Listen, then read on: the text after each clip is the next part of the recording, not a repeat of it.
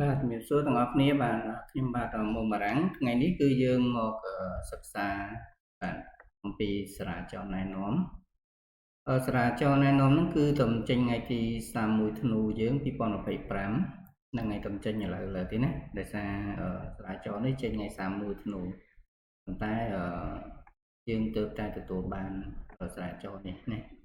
អញ្ចឹងសារាចរនេះគឺថ្មីសម្រាប់យើងហើយគឺជាសារាចរលើកលែងកាតព្វកិច្ចពន្ធកាត់ទុកលើសុយសាសនិងការប្រាក់ក្នុងចំណោមបាទអ្នកជាប់ពន្ធតាមរបបស្វ័យប្រកាសអញ្ចឹងមានន័យថា tax exemption លើសុយសាសនិងការប្រាក់និយាយខ្លីៗណាអញ្ចឹងខ្ញុំសូមអានអនុលោមហ្នឹង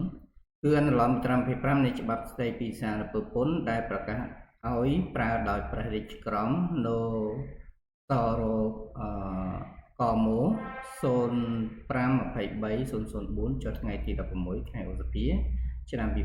2023និងប្រកាស44នៃប្រកាសលេខ578សហវប្រកគោដចុះថ្ងៃ19ខែកញ្ញាឆ្នាំ2024ស្តីពីពន្ធលើប្រាក់ចំណូលដើម្បីជួយសម្រួលដល់យន្តការពន្ធកាត់ទុកក្នុងចំណោមអ្នកជាប់ពន្ធតាមរបបស្វ័យប្រកាសនិងលើកកម្ពស់បរិយាកាសធុរកិច្ចនៅក្នុងព្រះរាជាណាចក្រកម្ពុជាក្រសួងសេដ្ឋកិច្ចនិងហិរញ្ញវត្ថុសូមធ្វើការណែនាំដោយខាងក្រោមបាទលើកលែងកាតព្វកិច្ចកាត់ទុកលើសុយសាសនិងការប្រាក់រាល់ការទូទាត់ថ្លៃសុយសាសនិងការប្រាក់ក្នុងចំណោមអ្នកជាប់ពន្ធតាមរបបស្វ័យប្រកាសដូចគ្នាទីសហគ្រាសជាអ្នកជាប់ពន្ធតាមរបបស្វ័យប្រកាសដែលទទួលបានចំណូលត្រូវកត់ត្រាជាចំណូលជាប់ពន្ធនិងប្រកាសបង់ពន្ធលើប្រាក់ចំណូលស្របតាមច្បាប់និងលិខិតបទដ្ឋានគតិយុត្តស្តីពីពន្ធដារជាធរមាន3ការលើកលែងកាតព្វកិច្ចកាត់ទុកប្រាក់ពន្ធកាត់ទុកដូចគ្នាក្នុងចំណុចទី1ខាងលើលុះត្រាតែចំនួនទឹកប្រាក់នោះត្រូវបានកត់ត្រាក្នុងវិក័យប័ត្រស្របតាមវិធាននៃការប្រើប្រាស់វិក័យប័ត្រជាធរមានដែលបានចេញយ៉ាងត្រឹមត្រូវដោយភាគីអ្នកជាប់ពន្ធតាមរបបស្វ័យប្រកាសម្ខាងទៀតទទួលបាន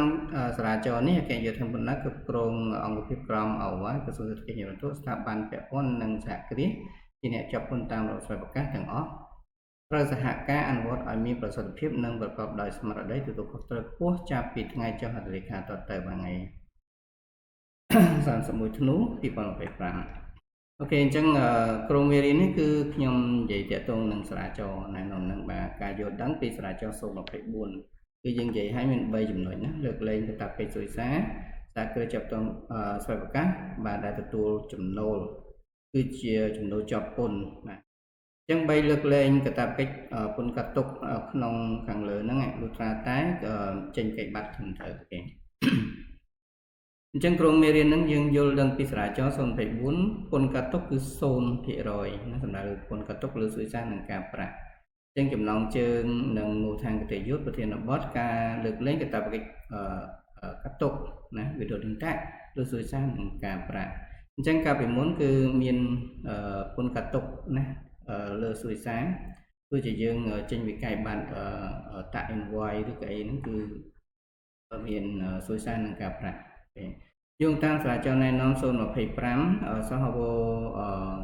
សរណអពូដចុះថ្ងៃ31ធ្នូ2025សម្រួលចរន្តនិងលើកកម្ពស់បរិយាកាសធុរកិច្ចB2B បាទ business to business នៅកម្ពុជាណាអញ្ចឹងពន្ធកាត់ទុកត្រូវបានលើកលែងអ្វីទៅជាការផ្លាស់ប្ដូរធំបាទអញ្ចឹងមុននឹងមានសារាចរ024ហ្នឹងប្រតិបត្តិការរវាងក្រុមហ៊ុននិងក្រុមហ៊ុនហើយការ resident ណាត្រូវអនុវត្តដូចខាងក្រោមការប្រាក់គឺត្រូវកាត់ទុក 15% ឲ្យតែមានសុយសាគឺយើងកាត់ទុក 15% ណាអញ្ចឹងការប្រាក់ដូចគ្នាណាកាត់ទុក 15% បាទធនាគារគឺផ្សេងពីកាត់ទុកផ្សេងទៀតណាសុយសា Royal ត្រូវកាត់ទុក 15%ចឹងក៏ថ្ងៃទី31ធ្នូ2025តទៅបងប្អូនឲ្យតែមាន royalty គឺអត់មានកាត់ទុកទៀតទេអញ្ចឹងរាល់ការទូទាត់ថ្លៃសុយសានិងការប្រាក់ក្នុងចំណោមអ្នកជាប់ពន្ធរបស់សិទ្ធិកាត់ដូចគ្នាត្រូវបានលើកលែង 0% ចាប់ពីថ្ងៃ31ធ្នូទៅបងប្អូនបាទអញ្ចឹងលក្ខខណ្ឌចាំបាច់ដើម្បីទទួលបានការលើកលែងដើម្បីប្រើប្រាស់អត្រា0នេះបានសិស្សានុសិស្សត្រូវចាំនៅលក្ខខណ្ឌនេះ3យ៉ាងបាទ status ទី1ភាគីទាំងពីរអ្នកបង់និងអ្នកទទួលត្រូវតែជាអ្នកជាប់ពន្ធតាមរបបស្វ័យប្រកាសមានប័ណ្ណបតង់ត្រឹមត្រូវអញ្ចឹងប បងប្អូនត្រូវសួររបានបតង់ណាបាទទី2 contract កិច្ចសន្យាត្រូវតែមានកិច្ចសន្យាជាលិខិតអក្សរច្បាស់លាស់អញ្ចឹងធ្វើកិច្ចសន្យាផងណាបាទគេជឿ3 recording អ្នកទទួលចំណូលត្រូវកត់ត្រាជាចំណូលជាប់ពន្ធដើម្បីបង់ពន្ធលើការប្រាក់ចំណូល 20% ចុងឆ្នាំអញ្ចឹងអាហ្នឹងគឺជាចំណូលដែលយើងត្រូវបង់នៅចុងឆ្នាំយើងណាបាទយើងកត់ត្រាជាចំណូលទៅណាទីហោចាក់ស្ដែង case study ស្ថានភាពណាក្រុមហ៊ុន A អានេះទីហោក្រុមហ៊ុន A និងក្រុមហ៊ុន B ណាអ្នកក្រុម A អ្នកទទួលក្រុមហ៊ុនដល់សិទ្ធិប្រើប្រាស់ម៉ាកសញ្ញា franchise និងជាអ្នកខ្ចីប្រាក់ទាំង A ឲ្យ B ខ្ចីប្រាក់ណាក្រុមហ៊ុន B អ្នកបង់ជាក្រុមហ៊ុនទិញសិទ្ធិ franchise និងជាអ្នកខ្ចីប្រាក់បាទប្រតិបត្តិការក្រុមហ៊ុន B ត្រូវបង់ថ្លៃសួយសារ 1000 និងការប្រាក់ 500 ឲ្យក្រុមហ៊ុន A បាទអញ្ចឹងការរៀបចំកិច្ចប័ណ្ណថ្លៃសួយសារ royalty បាទសួយសារជាសេវាកម្មជាប់អកលលំឡើងថែមបាត់10អញ្ចឹងយើងចេញវិក័យប័ណ្ណហ្នឹងគឺមានជាចាំទៅវិក័យប័ណ្ណតាមច្បាប់ប្រធានវិក័យប័ណ្ណណាមានលេខប័ណ្ណទីនមានឈ្មោះក្រុមហ៊ុនអីហោហាយមកអានេះខ្ញុំសំខាន់តាកន្លែង description នេះណាអញ្ចឹងថ្លៃសួយសារលើការប្រើប្រាស់ម៉ាកសញ្ញា royal fee 1000អញ្ចឹងអកលមែនថែម10ទៀតគឺ1000សរុបទាំងអស់គឺ1100ណាអញ្ចឹងគុណកាត់ទុកលើសេចក្តីសារាចរណៃនាំ0.4គឺ0អញ្ចឹងកលផលករណី accounting impact គឺក្រុមហ៊ុន B អ្នកបង់សាច់ប្រាក់ចេញពេញ1100មានការកាត់ទុក150ដូចមុននេះមុនយើងកាត់ទុកទៀតណាបាទអញ្ចឹងក្រុមហ៊ុន A ទទួលហើយទទួលបានសាច់ប្រាក់ពេញនិងកត់ត្រាចំណូល1000ក្នុង P&L ទៅការរៀបចំកិច្ចប័ណ្ណការប្រាក់ interest បាទការប្រាក់ជាសេវាហិរញ្ញវត្ថុដែលមិនជាប់វត្ត non taxable supply អញ្ចឹងការប្រាក់គឺអត់ជាប់វត្តទេណាបងប្អូនបាទអញ្ចឹងថ្លៃការប្រាក់ប្រចាំខែ monthly interest គឺ500ក៏បន្ថែមគឺ0ហើយសរុបទៅបង់គឺ500អញ្ចឹងឲ្យតែចេញកិច្ចប័ណ្ណត្រឹមត្រូវគឺកាត់ទុកគឺ0បងប្អូនបាទអញ្ចឹងរួមមូលការគណនាបាទ interest មក principal គុណ rate គុណឲ្យ time បាទចែកនឹង365នេះគឺ interest នេះនឹងគឺ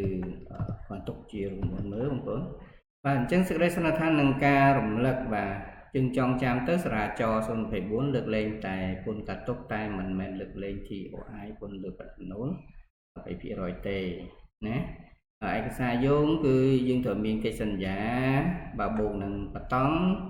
ភាគីម្ខាងទៀតកុំភ្លេចណាបតង់ហើយនឹងកិច្ចសន្យាគឺសុវត្ថិភាពពីការផាកពិន័យ